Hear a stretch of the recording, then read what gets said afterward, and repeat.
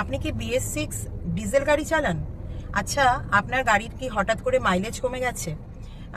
গাড়ি কি লিম্পিং মোডে চলে গেছে, মানে 40 থেকে 60 কিলোমিটার পার আওয়ারের বেশি স্পিড উঠছে না?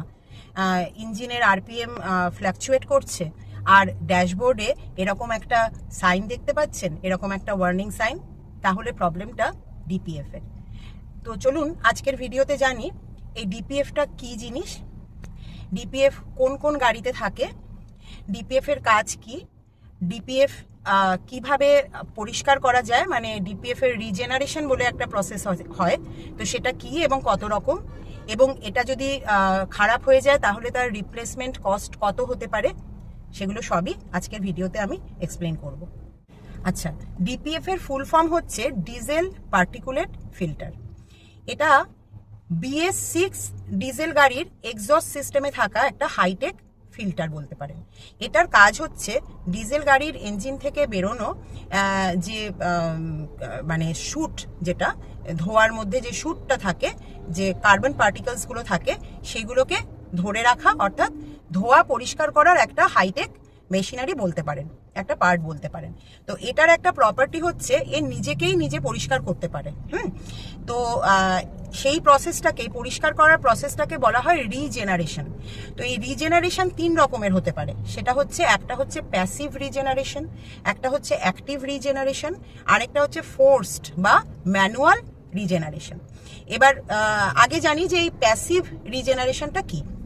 এটা হচ্ছে ন্যাচারাল পরিষ্কারের প্রসেস, মানে DPF নিজেকেই নিজে ন্যাচারালি পরিষ্কার করছে, যার জন্য কোনো ECU ইন্টারভেনশন লাগছে না এবং এক্সট্রা ফিউয়েলও খরচা হচ্ছে না। এটা কি পরিস্থিতিতে হয়?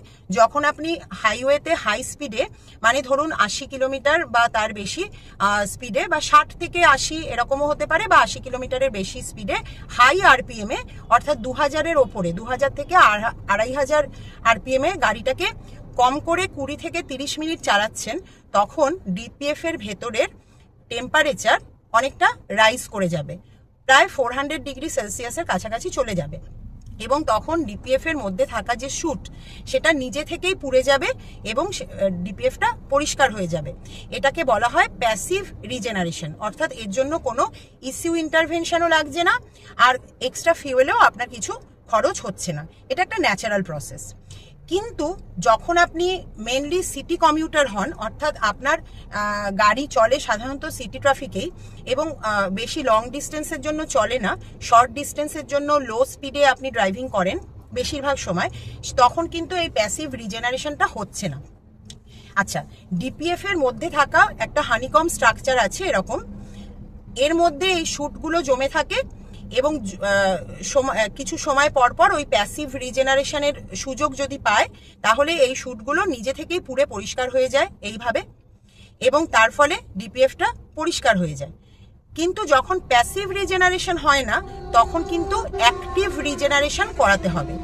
এবার যখন প্যাসিভ রিজেনারেশন কমপ্লিটেড হচ্ছে না, মানে আপনি হাইওয়েতে হাই স্পিড ড্রাইভিং করছেন না হাই RPM এ, তখন অ্যাক্টিভ রিজেনারেশন হয়, অর্থাৎ তখন গাড়ির DPF এর মধ্যে শুটটা লিমিটের বেশি লিমিট ক্রস করে যায়, ECU সেটা ডিটেক্ট করে, এবং ECU তখন কিছু পরিবর্তন নিয়ে আসে, অর্থাৎ বেশি করে ফিউয়েল ইনজেক্ট করে ইঞ্জিনের দিকে।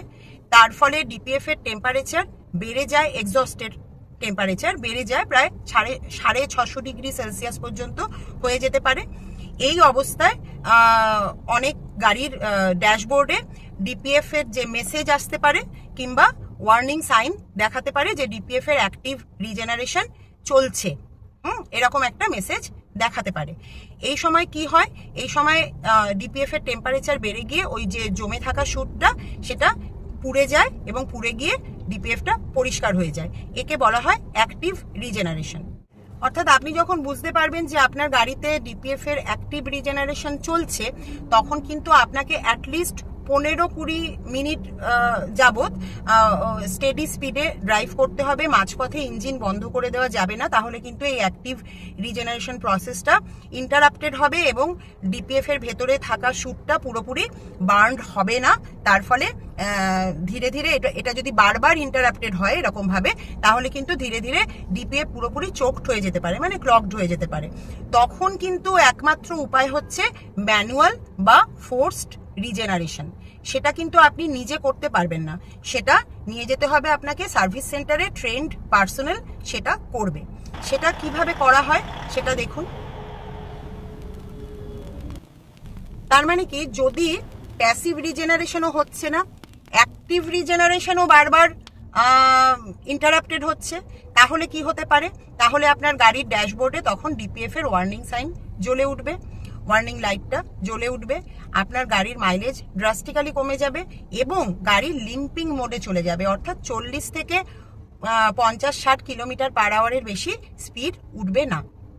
তখন কিন্তু একমাত্র উপায় আপনাকে গাড়িকে নিয়ে যেতে হবে সার্ভিস সেন্টারে এবং সেখানে থার্ড টাইপ অফ রিজেনারেশন, মানে যেটা ফোর্সড বা ম্যানুয়াল রিজেনারেশন, সেটা করাতে হবে।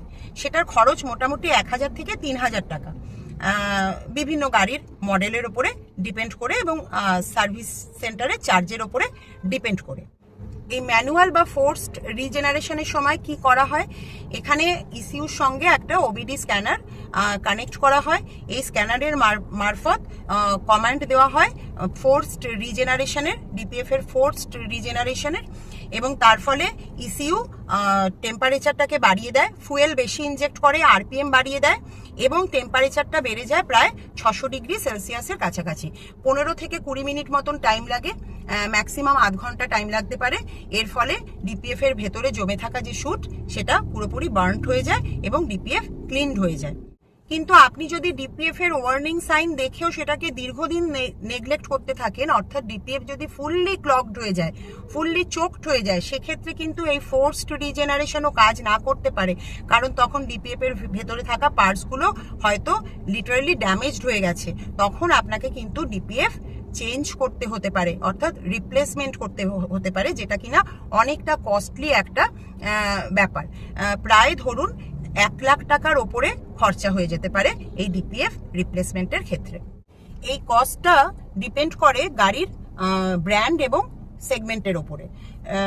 নর্মাল যে গাড়িগুলো আছে সেগুলো যেমন ধরুন হান্ডে, মারুতি, টাটা, এই সবের গাড়িগুলোতে ডিপিএফ রিপ্লেসমেন্টের কস্ট মোটামুটি 50,000 থেকে 1,20,000 মধ্যে হয়ে যাবে। কিন্তু যেগুলো মিড রেঞ্জের এসইউভি আছে, মানে ধরুন এক্সইউভি 300 বা ধরুন ক্রেটা, এগুলোর ক্ষেত্রে কিন্তু কস্টটা আরেকটু বেশি। এখানে প্রায় 80,000 থেকে 1.5 লাখ টাকা পর্যন্ত খরচ হতে পারে এবং হাই এন্ড কারে কিন্তু এই খরচটা 1.5 লাখ থেকে 3 লাখ টাকা পর্যন্ত হয়ে যেতে পারে। অর্থাৎ ডিপিএফ রিপ্লেসমেন্ট একটা কস্টলি প্রসিডিওর। তো সুতরাং সেটাতে যাতে না যেতে হয় সেই জন্য অ্যাক্টিভ রিজেনারেশন, যদি আপনি বুঝতে পারেন আপনার গাড়িতে ডিপিএফ এর অ্যাক্টিভ রিজেনারেশন চলছে, তাহলে সেটাকে ইন্টারাপ্ট করবেন না, অর্থাৎ মাঝপথে ইঞ্জিন বন্ধ করে দেবেন না। তখন অন্তত 15 থেকে 20 মিনিট গাড়িটাকে স্টেডি স্পিডে হাই আরপিএম এ চালাতে থাকুন। এবারে যে প্রশ্নটা আসবে সেটা হচ্ছে যে সব ডিজেল গাড়িতেই কি ডিপিএফ থাকে? উত্তরটা হচ্ছে না। 2020-তে ইন্ডিয়াতে BS6 এমিশন নর্মস চালু হয়েছিল। এই BS6 এমিশন নর্মস এর আন্ডারে যে গাড়িগুলো, মানে 2020-র পরে যে ডিজেল গাড়িগুলো তৈরি হয়েছিল, সেগুলোতে ডিপিএফ বাধ্যতামূলক করা হয়েছিল পলিউশন কমাবার জন্য। কিন্তু BS4 বা তার আগের ডিজেল গাড়িতে কিন্তু ডিপিএফ ছিল না, নর্মাল এমিশন কন্ট্রোল যে টুলস সেগুলো থাকতো। তবে এক্সেপশন হিসেবে কিছু হাই এন্ড কারে, যেমন অডি, মার্সিডিস, বিএমডাব্লিউর কিছু ডিজেল গাড়িতে BS4 মডেলেও কিন্তু ডিপিএফ রয়েছে। তাহলে এবার প্রশ্নটা আসছে যে ডিজেল গাড়ি তো লোকে মাইলেজ দেখে কেনে, যে ডিজেল গাড়ি একটু বেশি দাম দিয়ে কিনবো, ভালো মাইলেজ পাবো, ভালো পারফরমেন্স পাবো, কিন্তু এই ডিপিএফ এর চক্করে ডিজেল গাড়ির সেই অ্যাডভান্টেজগুলো কি নষ্ট হয়ে যাবে? একেবারেই না। ডিজেল গাড়ি আপনি অবশ্যই ইউজ করতে পারেন, কিন্তু প্যাসিভ রিজেনারেশনটা, যেটা natural process of cleaning of DPF, সেটা যাতে হয় এটা খেয়াল রাখুন।